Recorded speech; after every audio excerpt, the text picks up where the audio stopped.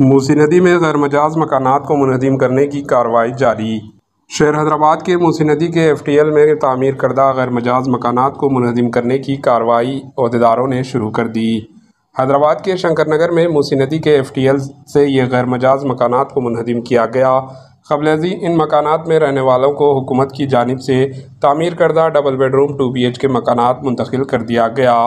हुकूमत की जानिब से इन मकानात में रहने वालों का सामान मुंतकिल करने के इक़दाम किए गए। इसी दौरान गोलनाका इलाके के मूसी नदी के मुतासरीन ने रैली निकालते हुए इनसे इंसाफ करने का मुतालिबा किया।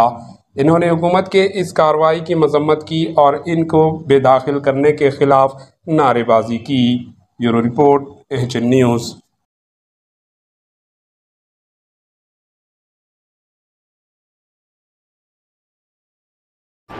AHN न्यूज़ को लाइक करें, शेयर करें और सब्सक्राइब करना ना भूलें।